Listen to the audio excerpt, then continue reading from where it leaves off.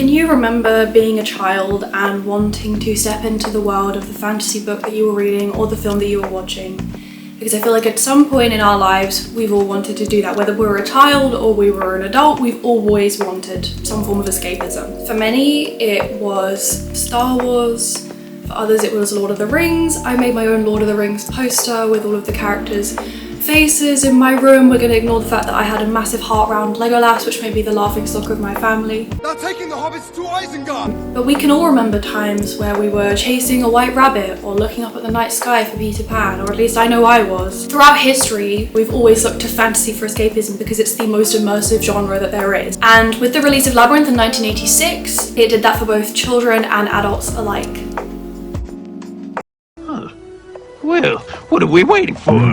Jim Henson, who you will know as one of the founders and creators of The Muppets, partnered up with Brian Froud after the release of their dark fantasy film Dark Crystal in 1982. The foundations of Labyrinth were always firmly rooted in British humour, as one of the original writers of the Monty Python film actually wrote the original screenplay for Labyrinth before it went through a bunch of rewrites, but the script was always grounded in English comedy. Despite you knowing Labyrinth as the cult classic that it is, it actually underperformed massively in the United States. So originally it had a budget of around 25 million. It underperformed massively in the US, only grossing around 12.9 million, just under 13 million. In the UK it grossed over 34 million, it was much better received here, but it still didn't reach the potential that the directors had hoped for, which actually contributed to a period of great difficulty for Jim Henson. Roger Ebert and Gene Siskel were notoriously harsh about the film, with Roger Ebert saying it never really comes alive, and Siskel saying it was awful with a pathetic story. He also said something that was pretty controversial, which I still would disagree with, which was that a baby in peril was one of the sleaziest gimmicks that a film could do, and that this film used it in a deplorable way. I think that was quite harsh. I'm no Gene Siskel, but I do think that was quite harsh. There were also some good reviews in the mix. So Roger Hulbert, for instance, stated that the film was a fantasy fan's gourmet delight, which is something that I would agree with. It's not necessarily my favourite film, but I know lots of people, my dad, who watched the film when they were a child and then absolutely fell in love with it. But today I'm here to invite you to look beyond the curtain, as it were, at what Labyrinth is really trying to tell you. Because yes, it is a fantasy story with lots of incredible puppetry and incredible visual effects and great performances and great music. But on the other hand, there's a much more meaningful reading that you can pull from the film. What do you want? You want a story? Huh?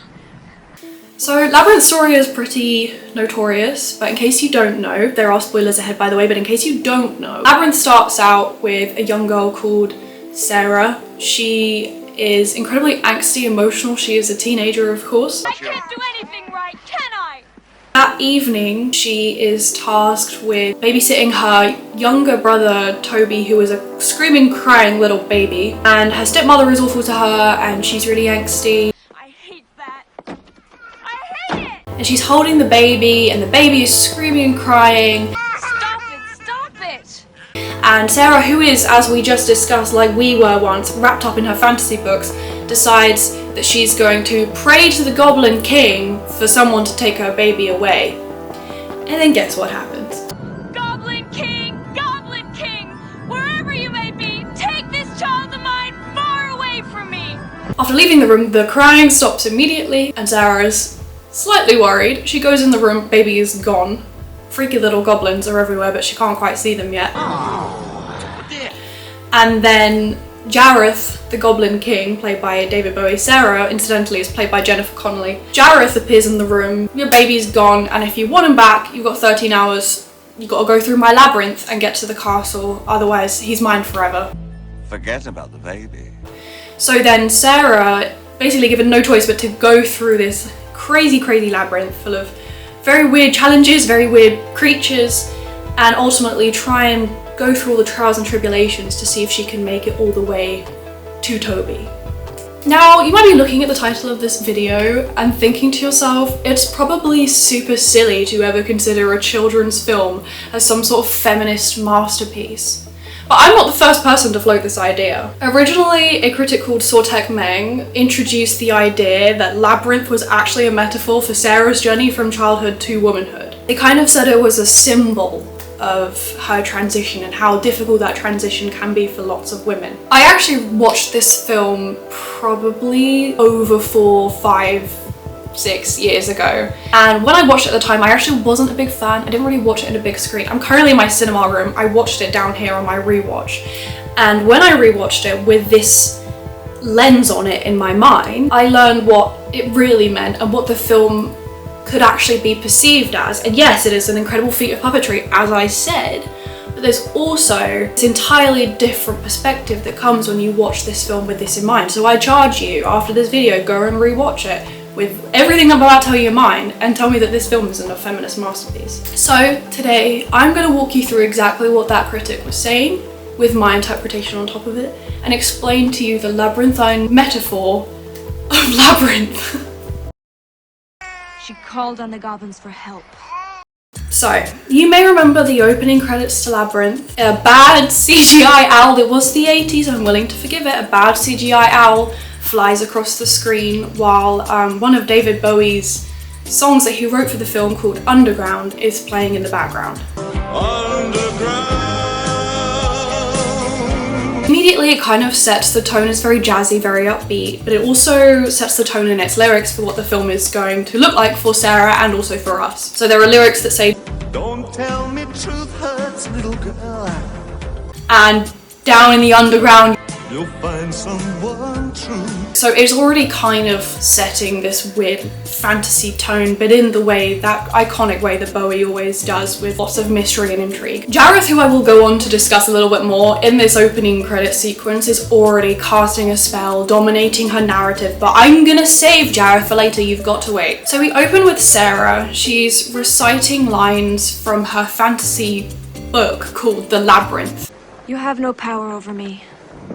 In this long white medieval dress, to this barn owl who we saw in the opening credits, I think is a barn owl, and she's got her dog, shaggy little dog called Merlin, with her. So we already can tell that Sarah is wrapped up in this sort of fantasy world that we all kind of longed for when we were children or teenagers, or sometimes still as adults, right guys?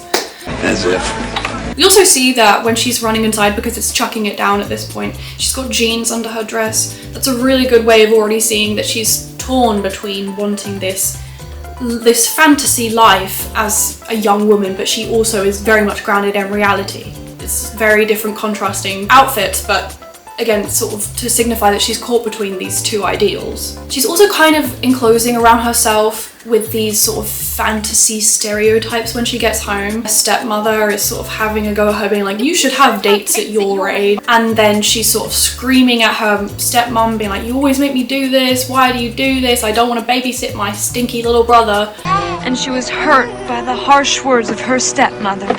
It's very much like she's trying to project herself as this fantasy princess heroine. Her room is also incredibly childlike. She's got fairy tale stories on her shelves. She's got lines and lines of teddies just everywhere. She is very much a girl who is fed up with reality. She's sort of a walking contrast because she's repulsed by her actuality, and then she's also longing for something that doesn't even exist. She's longing for a more exciting life with all of these fancy elements that she reads in The Grimm's Tale or The Wizard of Oz. We kind of get this build up before Jareth enters the scene, where there's an element of pathetic fallacy. So that means sort of the weather is signifying exactly the tone of what is about to happen. There is thunder, there is lightning, and after the parents have gone out promising to be back by midnight, we do have to leave now, but we'll be back around midnight. Sarah is already over it. She is fed up, she is holding this crying baby, she's yelling at this crying baby, which is incredibly distressing. Oh, I wish I did know what to say to make the goblins take you away. And she is begging for someone to take her out of this, to the point where for some reason she begs to what she assumes is a non-existent entity called the Goblin King, and begs him to take the baby away. I wish the goblins would come and take you away. She is sort of forced into this maternal role, if you think about it, because she is sort of made to look after this baby that she's not exactly really wanting to or ready to look after. She commits her last act of childish rebellion and gives her little brother away. I can bear it no longer. Immediately, even though she's sort of plunged into this fantasy world, we will get onto Jareth, by the way, bear with me. She's sort of plunged into this fantasy world, but even in this fantasy world, she can't escape the real life consequences of her actions. She's still forced to face these consequences, and as soon as Jareth turns up and the baby is gone, she's like, oh my god, what have I done? Holy shit, bring me back my baby, please. It is that I don't appreciate what you're trying to do for me, but I want my brother back. So before she steps into the labyrinth, she's immediately beginning this process to becoming a woman. It's further than you think. Time is short. Sarah is given 13 hours to complete the labyrinth, find the castle, and find Toby, and she steps foot finally into Jareth's freaky domain. When she enters this realm, you may remember the skies are like bloody, blood red. It's kind of like a desert or a wasteland. Everything is very dusky and deserted, and there are these like big jutting rocks that are coming out of the ground. You can take this in some ways to symbolize the death of Sarah's innocence, because it is sort of reminiscent of a graveyard. It is sort of the last remaining place where her childhood is intact before she will lose it in this 13-hour journey on this labyrinth. This only sort of begins to continue when she approaches the fringes of the labyrinth's entrance. So we meet Hoggle for the first time. I have beef with Hoggle. You cow!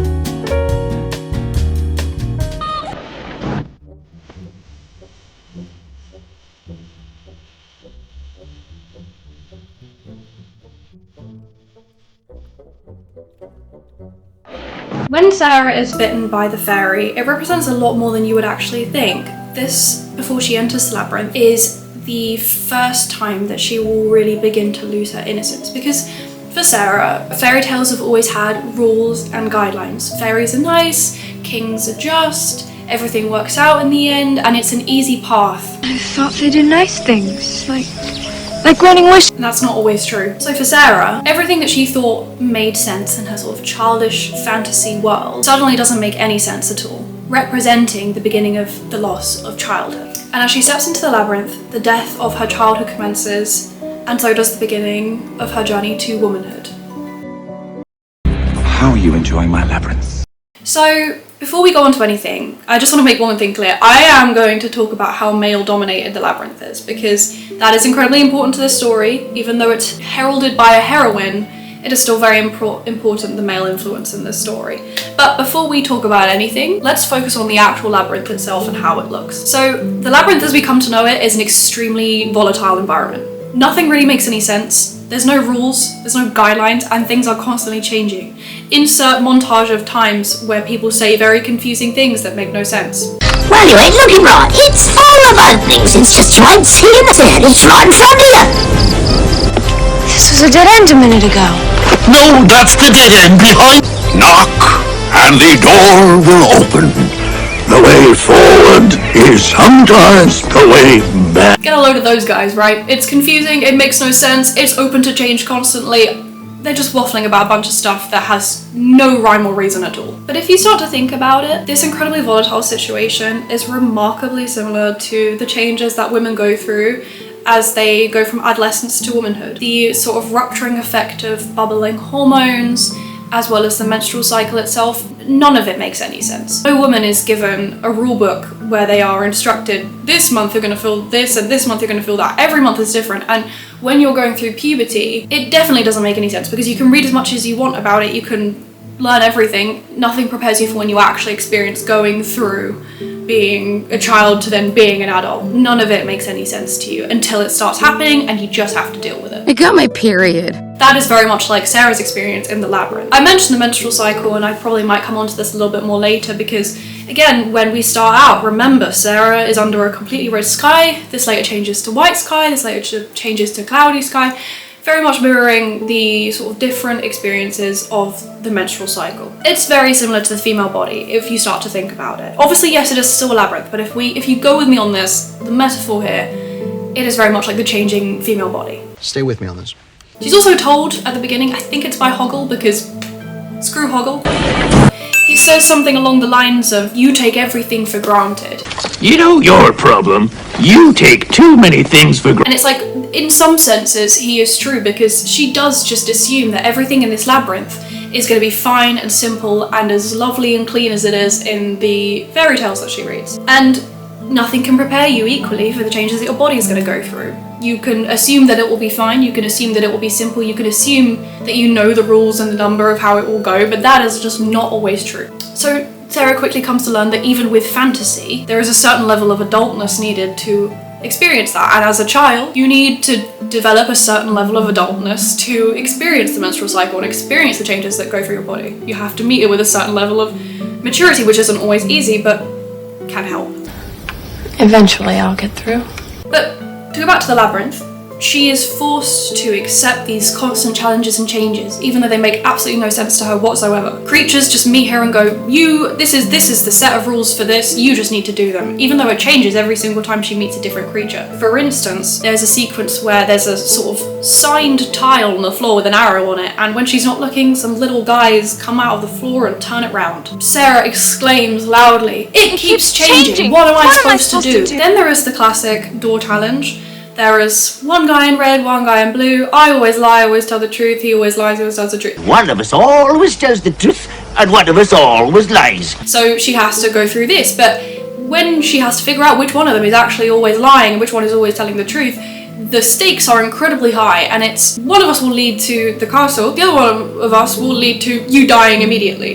One of them leads to the castle at the center of the labyrinth, and the other one leads to certain death. The life or death stakes that is placed on Sarah isn't fair, but again, it has wider implications, it has a wider symbolism. It very much is when you are maturing, you just have to learn to cope with how your body is changing. Obviously there are things that can help, but you have to learn how your body is changing and adapt to it. Sarah is constantly forced to do that, otherwise she will not reach maturity, she will not grow up. It's a constantly shifting environment, constantly volatile, constantly, unexplainably, for whatever reason, impossibly difficult for Sarah to go through. And then that is made even worse by the 3 male companions that accompany her on this trip. I've never been no one's friend before. One thing that you will come to notice is that men are extremely unreliable in almost every circumstance. I'm going to go on to talk about the male influence from a more serious perspective shortly, but we gotta start out with Hoggle, because as you know, I have beef with Hoggle. Hoggle is someone that I'm sure as a child people loved, because he's a little guy, he's mostly friendly. That's your opinion.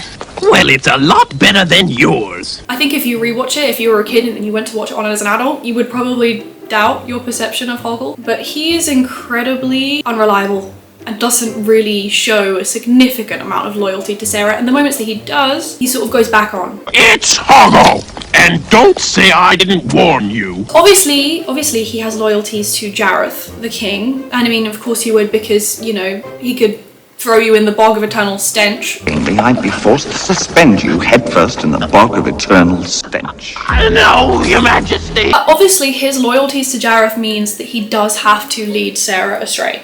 I told him I was taking you back to the beginning, just to throw him off the... But he kind of does this in many crazy ways. So in the beginning, he's sort of there, he's kind of grumpy because Sarah keeps calling him the wrong name, which is fair, that would annoy me too. I'll give that point to Hoggle. Thanks for nothing, Hogwarts. He sort of, in the first half, is pretty an inconsistent character, but when she arrives at the oubliette underground, that is when Hoggle kind of becomes a more consistent appearance. He arrives at the oubliette with her because he is tasked with taking her back to the beginning.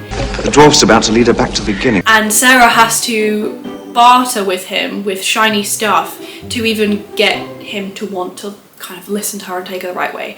If you help me solve the labyrinth, I'll give you this. Already off to a bad start. I think this mostly gets worse though when Jareth is incredibly unhappy with Hoggle's behaviour and wants him to do what he says, take Sarah back to the beginning. Shut up! You should not have gotten as far. Hoggle is sort of like, no, I can't do that. And then as soon as sort of Jareth insinuates that Hoggle's feelings towards Sarah might be romantic or even more adult in nature, Hoggle actually then does come back to Sarah. If she ever kisses you, I'll turn you into a prince. Which is an interesting one. And with a peach, which is drugged by Jareth. We don't really know what that's going to do yet, but we know it's suspicious, and he eventually at one point gives it to Sarah and then sort of freaks out and goes like, what have I done, and leaves. What have I done? It's really weird because throughout and I will go on to address this more, throughout the entirety of the maze, much like women in real life, Sarah is expected to sort of temper her attitude and be very appealing to people and very appeasing, and she is, I would say, perhaps way too kind to Hoggle because she eventually does forgive him. Oh, she'll never forgive me. Later that evening.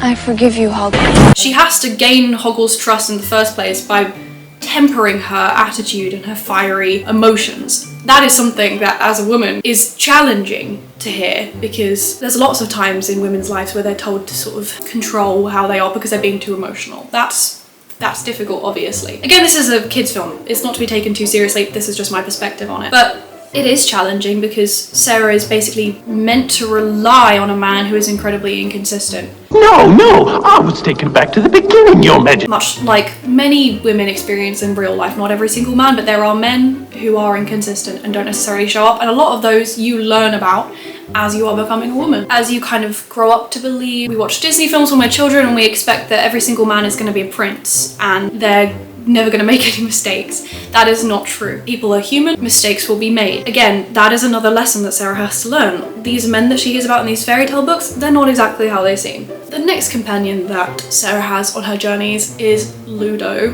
who is the kind of furry beast who is originally sort of like we think, a damsel in distress. She has to cut him down after Hoggle has disappeared because he's scared by the roars of Ludo. Sarah has to do it all on her own. Well, I certainly hope you are what you seem to be. She cuts him down, slightly scared that he's going to be weird, but he's pretty friendly and stays friendly throughout the rest of the film and protects Sarah when she needs protecting. So unlike Hoggle, who constantly is loyal to this alpha male that is Jareth, Ludo is very much a baby. He is basically a baby. He gives one-word answers to Sarah's questions. And yes, it is incredibly empowering that she has to save this creature. Again, I think Sarah is an incredible heroine, but when we now look at the posse that she has, she's now sort of going through this another experience of womanhood where you have an infant influence or you have maternal instincts. Like, she's kind of having to sort of bring Ludo along and calm him down and get him to stop saying smell over and over again. Come on, Ludo. So again, it's sort of another aspect of womanhood is coming into play already, where she's sort of now having to look after this infant monster baby thing. So after she's been turned into a mother of sorts, the final companion that we get on this journey is a tiny little English chivalrous man called Didymus. He is incredibly chivalrous, and he is sort of like an old-fashioned English man. He kind of feels like a Monty Python character, but he delights in the idea of causing a ruckus. He fights with Ludo at his challenge. His challenge, I should say, is sort of a bridge and you have to ask permission to go across, and they don't really want to do that. Hoggle just sort of runs over, doing whatever Hoggle does, I don't even know. And then Ludo sort of wrestles with Didymus because he figures that might work. But again, it is down to Sarah to be nice and kind and literally just say, please, can we have permission to go over the bridge?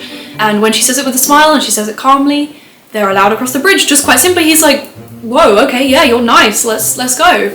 And again, it is Sarah having to appeal to these men rather than going with brute force or anything like that. Her version of womanhood is very patriarchal because she's learning to basically be smiling and be kind, and then that will get you where you want to go in life, and that unfortunately can be part of womanhood because we live in a patriarchal society where we are sort of expected to put up with things that aren't always worth putting up with. So she literally has to sweeten herself to pass this challenge when sort of throughout the experience Hoggle and Ludo sort of have to use, I say brain for Hoggle, that's not exactly true, but like brawn strength as well from Ludo to get across these challenges. But Sarah is again asked to confine herself into this level of sweetness. So her companions overall again sort of represent a strong element of the patriarchal society that does have an influence on womanhood, but the Labyrinth itself is much more male dominated than you might think. Hey, leave me alone! One thing that I think is absolutely crazy, there are only 2 female creatures that get a reference in Labyrinth that Sarah sees on her journey. So the number one, you will remember as it trended on TikTok for ages, the little worm guy. Oh, me? Nah, I'm just a worm. Come inside, meet the missus. No, thank you, but That's already number one, and that's already a domesticated feature by a female character who we don't even see, I might add. And the other one is an old crone sort of woman in the junkyard sequence after Sarah has been drugged. And it is probably the one that leads her furthest astray, which I think is fascinating. She's the old woman who takes Sarah back into her old bedroom and sort of in this weirdly gross scene just puts all of her toys on top of her and is like, you remember this and this and this, why would you ever want to come back and save your baby brother when you have all these toys? Flipper, you never wanted their thrown away, did you? There they are, that's right. Sort of every creature that she comes across is a man, and every creature that she does come across is almost leading her astray or making these challenges incredibly difficult. Like we have Hoggle, who's literally tasked with taking her back, but then also we just have creatures who are constantly belittling her or making things more difficult than they need to be. Nice young girl, terrible black oubliette. It's very rude to stare. Play with your toys and your costumes. She literally is consistently asked with putting trust in men when they belittle her or deliberately just mess around to mess things up. So in one scene when she's with Hoggle and Hoggle is actually going to try and help her, there's all these faces of men on the walls being like, beware, beware. Beware, beware. And then Hoggle literally says, you say that every time, it's not even true, so why are you saying it? Oh no, you're not. Oh, shut up. The one time Hoggle was right. And then there's also this sequence that you may remember where there are door knockers and they're holding the knocker in their mouths and then she takes them out. And there's a joke about knockers, which is just weird in a kid's film, but... Search me? We're just the knockers? I also just think there's an element of predatoriness and quite a voyeuristic aspect that comes into the Labyrinth. So in one sequence, when she falls down to the oubliette, there are all these hands that are like, they hold her up, but they're also kind of grabbing her. It's very uncomfortable to watch. Stop it! And then there's also a scene where there's some eyes, like a bunch of little, like a plant with eyes just kind of coming out of the wall and they're staring at her, and that is also quite uncomfortable. And again, it just kind of represents this voyeuristic male influence that this labyrinth has, and how, again, when we live in a patriarchal society, there's quite a masculine overarchingness that sort of shapes how we transition to womanhood. But like I said, there is a more serious interpretation that you can take from Labyrinth, and one of those sequences that really lends itself to this interpretation is the Fire Gang sequence. Sarah, after kind of like Hoggle's gone again, Where's Hoggle? she encounters these sort of weird, stringy looking fiery creatures, and out of nowhere they start dancing and singing, and they can take their heads off and they can take their limbs off, and you know they look at Sarah and they go like, we're gonna take your head off too! Take your big red head off. And then Sarah's like, they're all grabbing her and she's like, stop, I literally, you can't take my head off, it doesn't come off. And then as soon as they go, she doesn't want her head to come off, she can't have her head come off, we're gonna just take it off anyway. Hey man, I know what we can do. Take off her head. Yeah. It's like, it's very uncomfortable to watch. Again, if you view it through this lens, it's very uncomfortable to watch. And this shift from sort of coercion to brutality just leaves a really bad taste in your mouth. So unfortunately, this kind of predatory feel is something that not all women, but some women will experience as they reach womanhood. Instances I'm sure many people can tell you of times where they've sort of felt similar to this. Show you a good time. So, you know, they're chasing her around and they're yelling, the game's not over. It's it's a very accosting scene to watch. Like, it's very claustrophobic.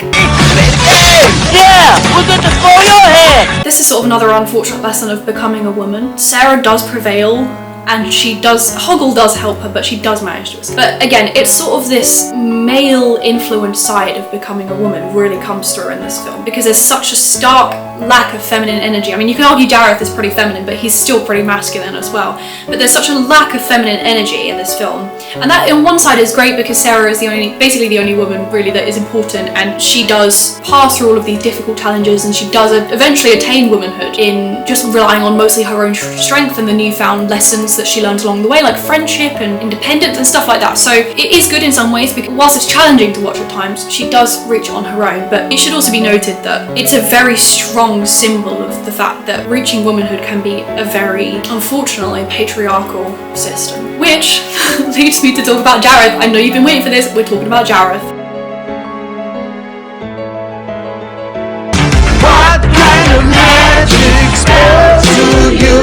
So lots of critics like to think that Jareth is a kind of awakening for Sarah. Not explicitly romantic, but lots of critics note that there's quite a romantic element to their relationship. Really?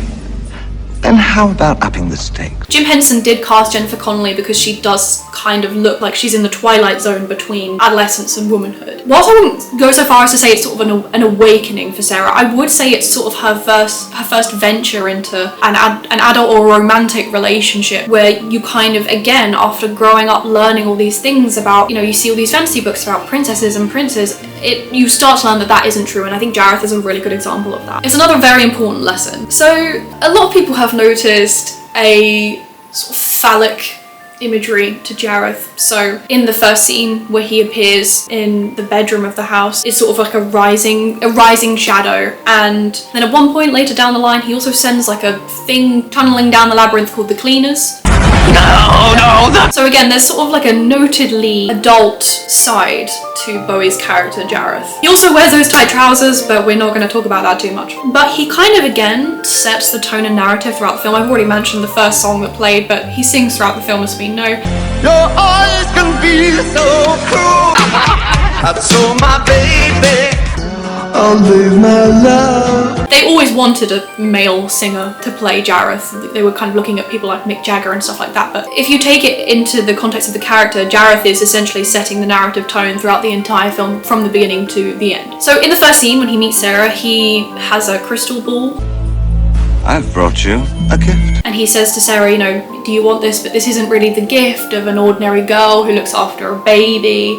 And he's already trying to project adulthood onto her to kind of appeal to the side of her that really does want to be an adult, or wants a fantasy world where she has the independence of an adult.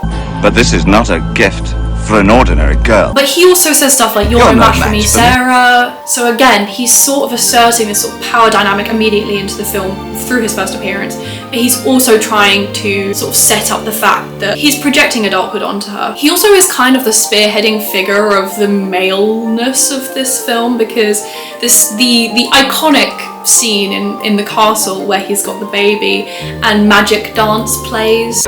You remind me of the babe with the power. That iconic song that everyone knows. It's almost like a pub atmosphere. You've got all these sort of rowdy, I mean they're goblins, but rowdy men drinking beer, chanting this song, which is kind of like a chant when you hear dance, magic, dance over and over and over again. Dance, magic, dance. Dance, magic. But it's very masculine. Despite Bowie, he contains multitudes, to use that quote, but you know, he has masculine and feminine energy, but I would say he's sort of lounging on the throne and he's got the baby. Like it's quite a masculine image while he's sort of commanding all of these other men. Well, he's a lively little chap. I think I'll call him Jareth. He has quite a voyeuristic nature as well. There's a scene where his face is sort of in the hedges and then he appears. It's quite uncomfortable because he will just insert himself into the labyrinth at will.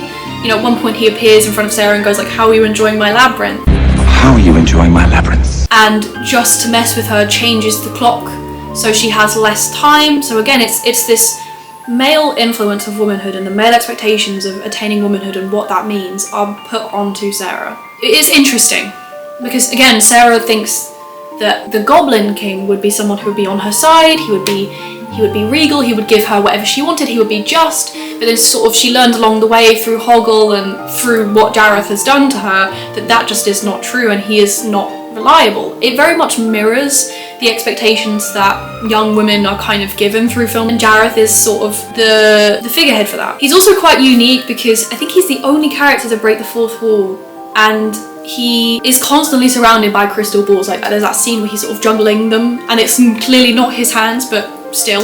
It'll show you your dreams. There's very much this implication that Sarah's fate and her journey rely on his hands, and he knows more than she could ever know. And again, I think it is that male influence, but he's constantly aware, he constantly knows where she is, he constantly knows what she's doing.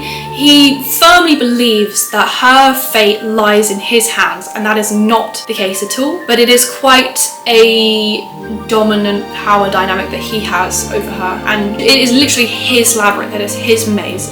So all of her journey is wrapped up in his expectations, what he wants, what he has designed. Very much like how the path to womanhood is pretty much carved out by the patriarchal society we live in. So things like body standards, expectation, things like that, that's very much carved out by years and years and years of a patriarchal society. It's very interesting to me. But this all kind of comes to a head when the evil, villainous little slimeball that is Hoggle drugs Sarah. Sheriff made me give you that peach. And leads to one of the more fantastical sequences of the entire film.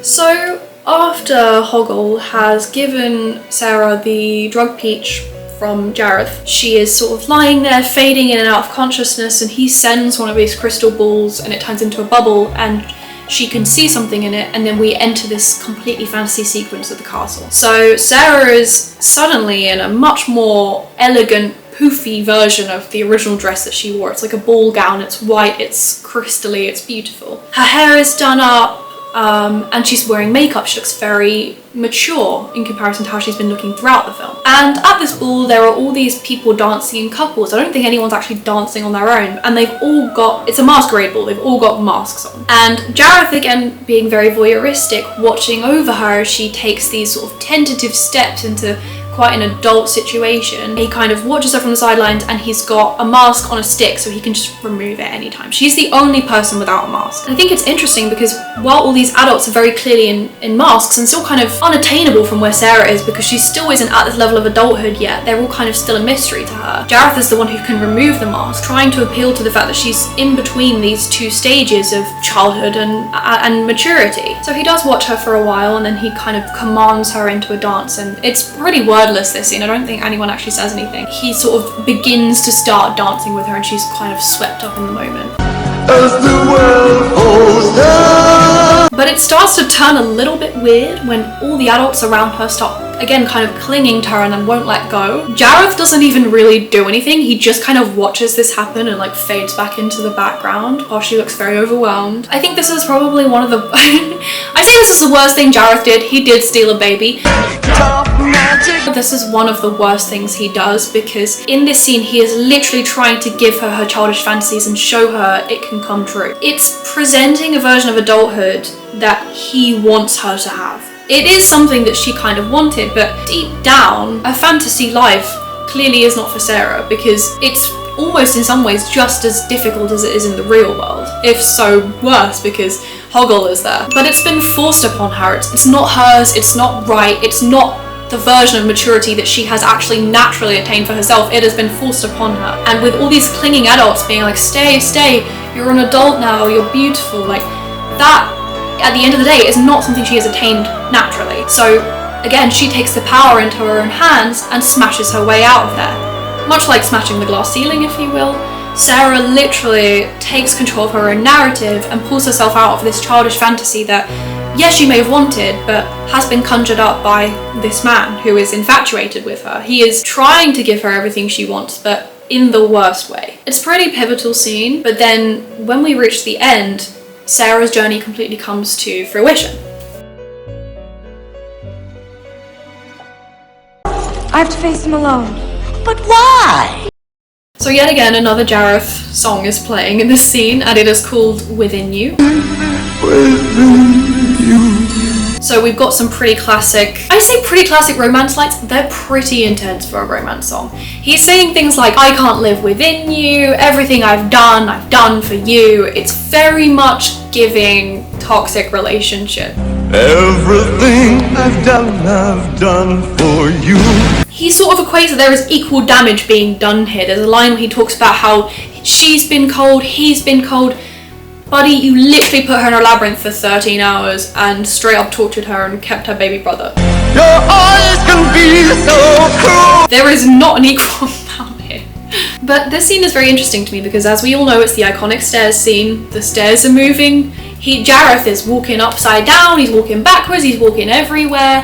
It's very, very cool, it's very trippy, but it forces her into this very patriarchal definition of womanhood because she's forced to decide between, do I become a wife or do I give in to maternal instincts and take my baby brother home? It's very much two symbols of a male-defined womanhood. The confusing movements of the staircase and of Jareth mirror the unconventional angst of this feminine dilemma that she is experiencing and that lots of women will experience. But ultimately, I kind of love how it ended, because even in this male-dominated situation, Sarah prioritizes herself and she jumps straight down the middle of the stairs. She is confronted by Jareth. They don't really ever fight, even when she's on the stairs. He's not really coming after her, he's kind of singing to her. But we have this very intense dialogue that is very reminiscent of a toxic relationship. Jareth is saying things like, Everything that you wanted, I have done. And the iconic line, Just fear me, love me, do as I say, and I will be your slave. But this is probably the most important step of Sarah's journey to womanhood and eventual attainment of womanhood. This is the final step.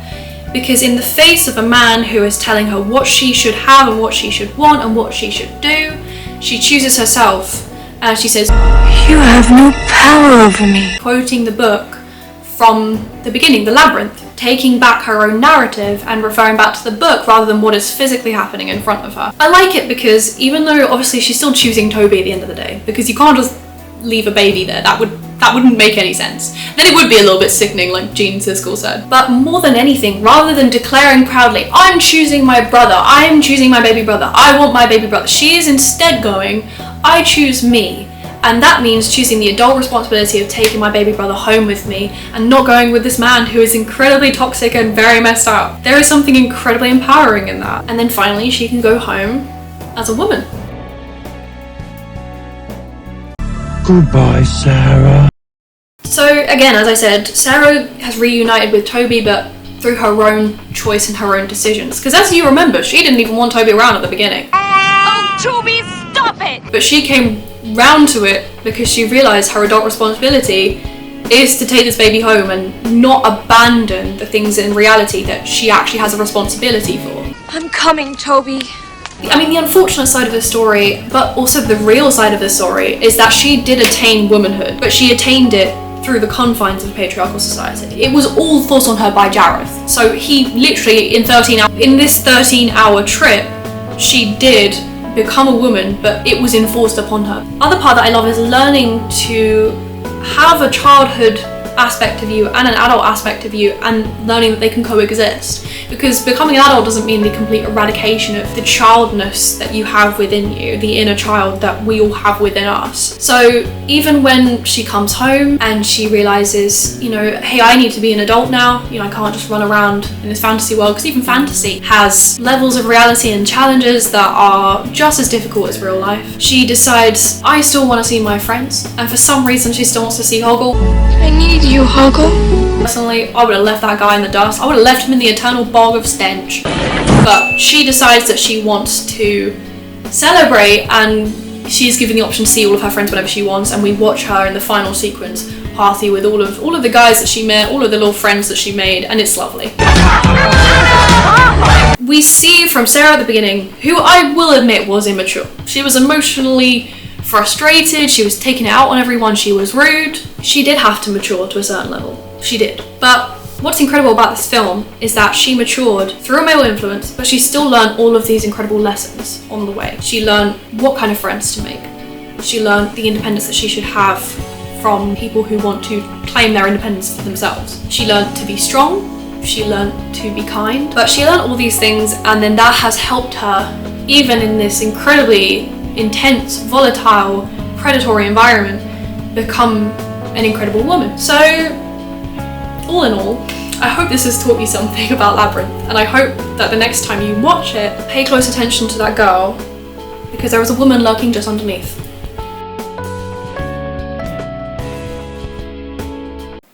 Dance, magic, dance. Dance, magic, dance. Dance, magic dance. Okay.